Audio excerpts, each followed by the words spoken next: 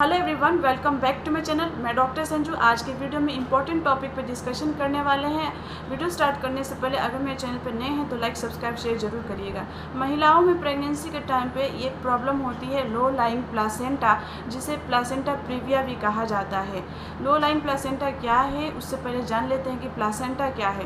Placenta जो होता है, सपोज ये मदर के रिप्रोडक्टिव ऑर्गेन है और फीमेल में होते हैं ये प्रॉब्लम, प्रेगनेंसी के टाइम पे कॉम्प्लिकेशन कहा जाता है। तो चलिए आगे जानते हैं। सबसे पहले प्लासेंटा क्या होता है।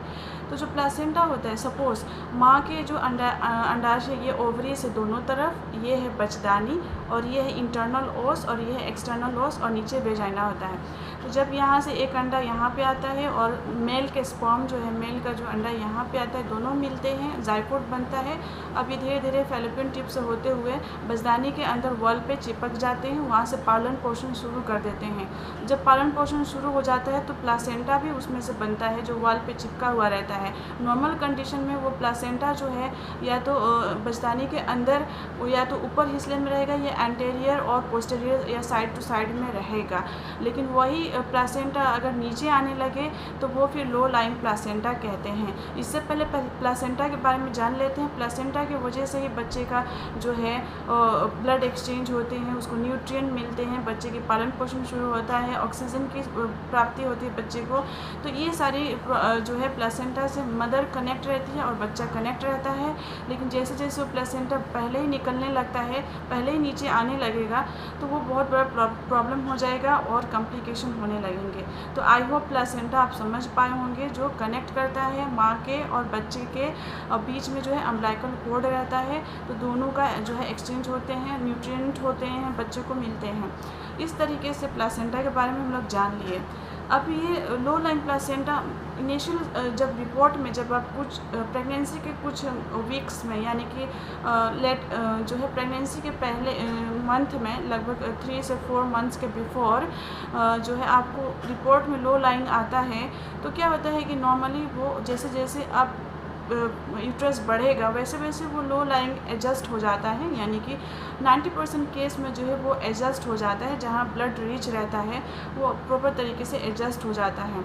लेकिन कुछ परसेंट केस में जो है प्लासेंटा नीचे आ रहा था तो वो नीचे ही रह जाता है और फिर आगे वो बढ़ने लगता है और ग्रेड वाइज में कन्वर्ट कर जाता है। तो ग्रेड वाइज की बात करें तो लो लाइंग प्लासेंटा, यानी कि अब वो धीरे धीरे नीचे आ रहा है तो ग्रेड 1 कहेंगे, और जब अंदर बच्चेदानी के अंदर मार्जिन पे रहता है तो ग्रेड 2 कहेंगे। और जैसे ही वो प्लासेंटा यहाँ इंटरनल ओस पे, ये सर्विक्स का पार्ट है, इंटरनल ओस पे आधा कवर किया रहता है, वो पार्शियल होते हैं ग्रेड 3। कंप्लीट जो होता है ग्रेड 4 कहते हैं। प्लासेंटा पूरा यहाँ चिपक गया है, ग्रेड 4 कहेंगे। तो इस हिसाब से इसका डिवीज़न है। अब इसका कारण क्या हो सकते हैं? कारण में देखिए बहुत सारे रिस्क फैक्टर्स होते हैं, लेकिन कुछ कारण पता ही नहीं चलता है। रिस्क फैक्टर्स में जैसे कि मदर का बहुत ज़्यादा एज है, 35 एज के अबाव है, या फिर मल्टीपल प्रेगनेंसी है, बहुत बच्चे हैं उनके, और साथ ही साथ सर्जरी कराए थे पहले, या फिर सिजेरियन कराए थे, या फिर कुछ यूट्रस का कुछ डीएनसी कराए थे, जो सफैया की कंडीशन होते हैं, या पहले अबॉर्शन हो चुका है, और या फिर महिला स्मोकिंग करती है, या फिर अल्कोहल पीती है। ये कई सारे रिस्क फैक्टर्स होते हैं। इस हिसाब से महिलाओं में जो है लो लाइंग प्लासेंटा की कंप्लेंट आ सकती है। अब इसके कॉम्प्लिकेशन क्या हो सकते हैं? 2 चीज़ में कॉम्प्लिकेशन हो सकते हैं, मदर को और बेबी को। यानी मदर को जो है अब लो लाइंग प्लासेंटा होने लगता है तो क्या होता है कि कुछ महीनों बाद उसमें ब्लीडिंग होने की समस्या होते हैं। महिलाओं को एंटीपार्टम हेमरेज की समस्या हो सकते हैं, मदर की एनीमिया हो सकते हैं। साथ ही साथ बच्चे की बात करें तो खून की कमी हो रही है मदर में, तो बच्चे की प्रॉपर सप्लाई नहीं मिलेगा, तो बच्चे को हाइपोक्सिया हो सकते हैं, खून की कमी हो सकते हैं, और बच्चा प्री टर्म डिलीवरी हो सकता है, यानी कि समय से पहले जो है डिलीवरी हो सकते हैं। लेकिन कुछ केसेस में मदर और बच्चे के लिए खतरा होने लगता है, तब तुरंत ही बच्चे को जो है सी सेक्शन के लिए कहा जा सकता है। क्या है इसका प्रिवेंशन? जब माइनर ब्लीडिंग होते हैं, मान लीजिए सपोज़ कुछ महीनों बाद प्रेगनेंसी में माइनर ब्लीडिंग हो रहे हैं, प्लासेंटा नीचे आ गया है और ब्लीडिंग हो रहे हैं माइनर, तो उसमें बेड रेस्ट के लिए बोला जाता है। और बहुत ज़्यादा एक्सेसिव ब्लीडिंग हो रहे हैं तो उसमें इन्फ्यूज़न किया जाता है, ब्लड ट्रांसफ्यूजन करना पड़ सकता है। इसी के साथ साथ बच्चे के लिए खतरा है या माँ के लिए खतरा तो हो सकता है, सिजेरियन के लिए बोला जाए।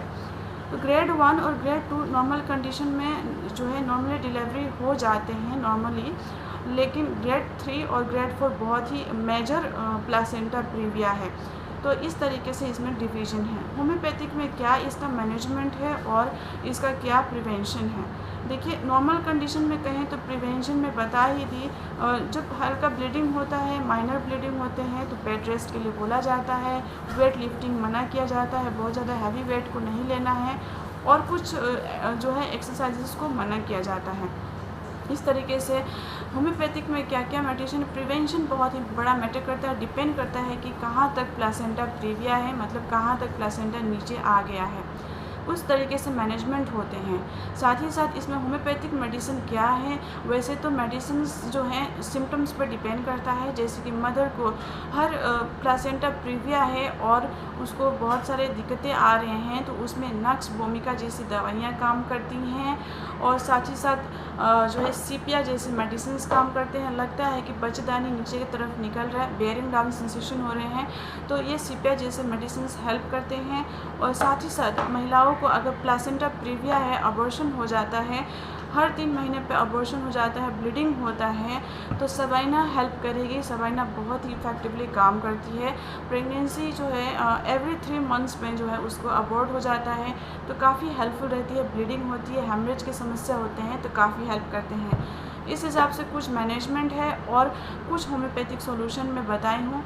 सो आई होप ये वीडियो आपको हेल्पफुल लगा होगा। If it is then please like, subscribe and share. कोई भी मेडिकेशन आप अपने डॉक्टर से कंसल्ट करने के बाद ही लेंगे।